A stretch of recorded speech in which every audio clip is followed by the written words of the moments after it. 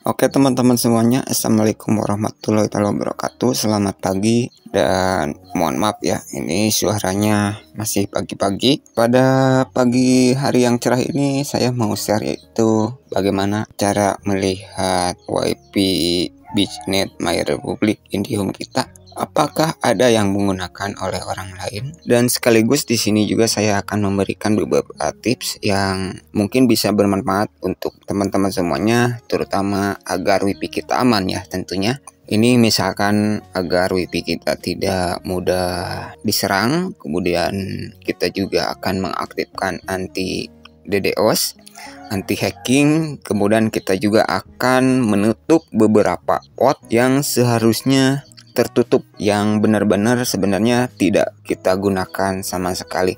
Itu masih sering saya temukan ya, bahkan di ribuan router di Indonesia. Saya tidak perlu menjelaskan itu provider apa saja, itu hampir tiap hari itu masih banyak saja yang bisa dimasuki ya. Oke, kita langsung ke prakteknya saja. Yang pertama, teman-teman silahkan hubungkan dulu ya ke jaringan WiFi teman-teman ini ya. Pastikan terhubung dulu saja seperti ini ya. Saya asumsikan teman-teman sudah menghubungkan ke WiFi-nya. Di sini saya kebetulan menggunakan sebuah aplikasi yang namanya Ani Router Admin ini ya. Untuk penggembangnya ini Textool ya. Ini Textool. Ini aplikasi yang ini cukup lengkap ya. Oke, penjelasannya sambil jalan.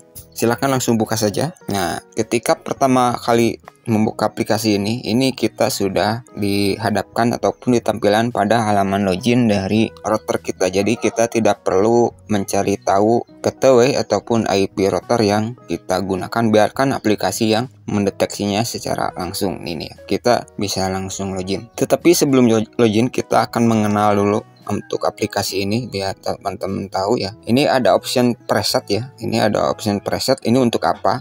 Preset ini lebih tepatnya untuk mengisi username ataupun password secara otomatis. Ini kebetulan untuk yang HP saya, dan untuk router ini kebetulan ini yang presetnya hanya masuk di password saja. Untuk username-nya tidak ya. Tapi untuk seri TP-Link seperti Tenda itu presetnya cukup bagus karena username dan passwordnya bisa masuk, tetapi tidak apa-apa sih sebenarnya. Yang penting passwordnya sudah bisa di preset sih. Sebenarnya ini preset untuk username dan password sih. Jadi kita bisa preset yang mana tuh, teman-teman bisa lihat kan passwordnya ini angkanya panjang kan. Nah, saya coba preset satu itu, no, bisa jadi ngurang. Jadi presetnya ini mengisi username dan password secara otomatis. Kita langsung ke bagian WiFi. Di sini teman-teman juga bisa melihat informasi seputar WiFi ya. Ini ada, saya tidak perlu menjelaskan secara menyeluruh. Ini WiFi tip. Kebetulan saya menggunakan frekuensi 5 GHz pada di tipnya ya 5 GHz, frekuensinya di 576.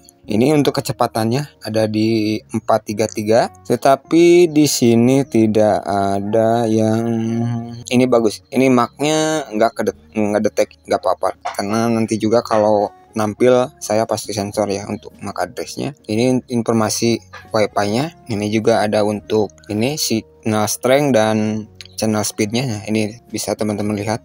Ini saya 100 Mbps berarti ya. Ini sinyalnya hampir mendekati 100%, padahal jaraknya 5 meter ya, dari lebih dari 5 meter dari router. Kita ke menu mobil data. Oh, ini untuk bermanfaat untuk telnet rebot juga, tidak apa-apa kita lewati. Nah, ini nih. Ini yang berhubungan dengan judul video ya, yaitu siapa saja yang melihat WiFi kita. Nih ada di sini. Teman-teman silahkan langsung start router scan saja, tunggu prosesnya. Nah, teman-teman bisa lihat, ini kebetulan untuk aplikasi ini gak apa-apa karena kita belum login, jadi ini akan seperti ini. Ini sudah benar, jadi kita bisa tahu siapa saja yang menggunakan perangkat kita. Ini ada logo ya, teman-teman bisa lihat. Ini kalau yang ini ada routernya, nah, ada logonya. Kemudian ini logo komputer karena ini terhubung ke port LAN ya. Tetapi jika yang menghubungkan ke WiFi itu lewat Android, ini logonya akan logo Android seperti ini.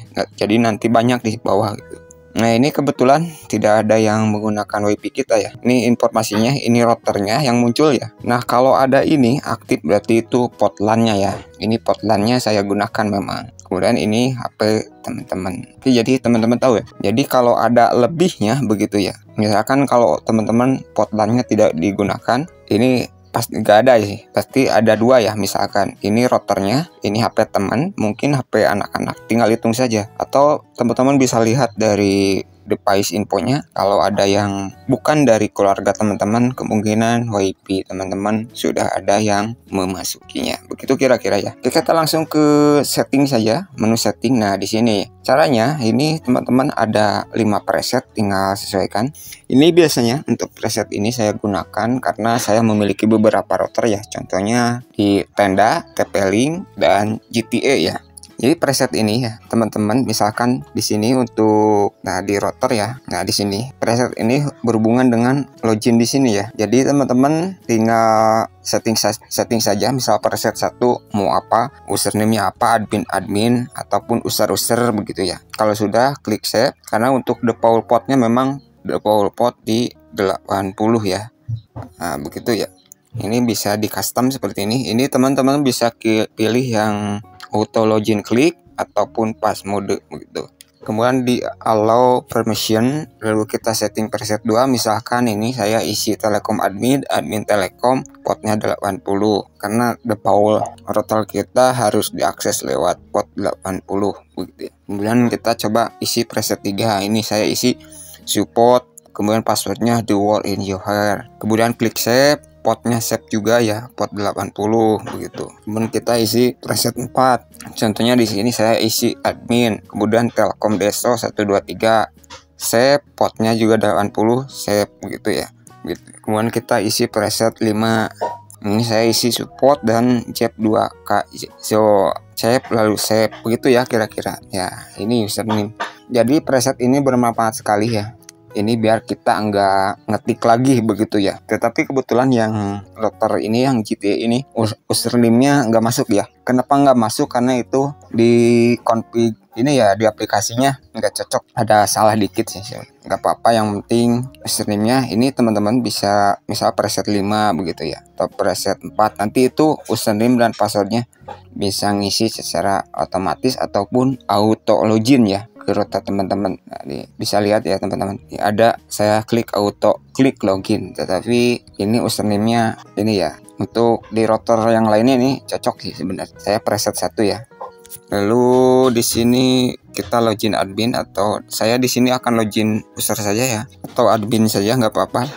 Kita langsung login saja admin. Ini ya preset 1, berarti saya ini nih menggunakan yang ini ya, admin, passwordnya itu. Oke, kita langsung ke pengaturan routernya saja. Standarnya ini masuk pas login ini ya. Ini kita masuk ke login admin ya. Teman-teman bisa lihat. Ini kemudian teman-teman pada bagian internet, sebenarnya di bagian internet ini pon informasi ini ada untuk redaman ya. Ini redaman di kabel fiber optik ya. Teman-teman juga bisa mengecek redaman yang bagus itu seperti apa. Ini redaman ke ODP ya, yang ada di kotak jalan-jalan.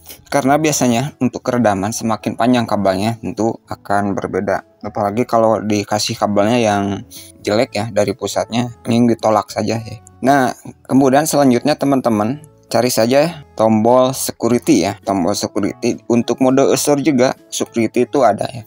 Nah, di sini terus teman-teman pada bagian ini ya, kita setting dua-duanya wajib ini menurut saya. Secara default anti DOS belum diaktifkan ya. Nah, di sini pastikan ini enable ya. Nah, ini enable ya. Nah, ini kalau sudah diklik enable, teman-teman tinggal apply. Nah, gitu ya.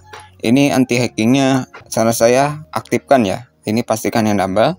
Ini mode firewall ya. Di sini jangan dibikin low ya. Kalau bagus sebenarnya di high, tapi saya tidak di high. Alasannya karena port LAN-nya saya gunakan ya. Nah, ini di middle saja kalau port LAN-nya digunakan.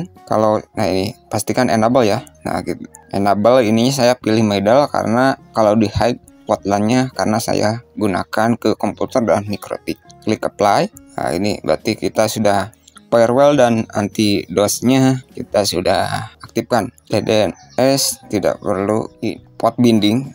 Nah, sini port binding ya. Ini port binding ini jika teman-teman menggunakan banyak SSID ataupun jika teman-teman sudah membuat SSID, jika WiFi-nya tidak muncul, maka itu port bindingnya tidak di checklist ya. Misalkan teman-teman, sebenarnya saya untuk LAN ini hanya mengaktifkan untuk LAN 2 sih sebenarnya. Ini LAN 3 tidak saya gunakan ya. Tetapi gak apa-apa, biar afdol saya checklist semua. Kalau sudah, klik apply ya. Ini pertama berhubungan dengan WiFi ya. Ada SSID 1, 2, 3, 4, 5, 6. Ini teman-teman bisa ngecek SSID mana yang diaktifkan. Kalau saya ini biar afdol lebih baik checklist semua saja ya, biar nggak repot gitu ya. Lalu kemudian selanjutnya teman-teman bisa masuk ke bagian local network ya. Nah, di sini ada beberapa parameter yang harus teman-teman setting kalau benar-benar tidak teman-teman gunakan atau tidak tahu sama sekali, atau misalkan teman hanya menggunakan WiFi saya. Jadi teman-teman hanya menggunakan WiFi saja. Saya tidak menggunakan ini itu. Ini lebih baik disable semua ya. Ini karena jika ada yang open ini ada resiko ya. Ada resiko router teman-teman ataupun WiFi teman-teman bisa lumpuh ataupun ada yang mengambil alih. Ini pada bagian PFT, jika teman-teman tidak gunakan ini servernya di off kan ya. Kalau security-nya biarkan, karena ini tergantung dari on off servernya. Ini saya off kan. Kalau sudah, klik apply biasakan UPnP. Nah, ini nih. Kebanyakan router yang saat ini saya sudah pernah jelaskan bahwa jika benar-benar teman tidak menggunakan UPnP, lebih baik matikan. Atau misalkan teman-teman, saya hanya menggunakan WiFi saja, saya tidak tahu untuk apa ini UPnP. Jika teman-teman hanya menggunakan WiFi saja, ini lebih baik di off-kan saja ya. Begitu ya, off-kan.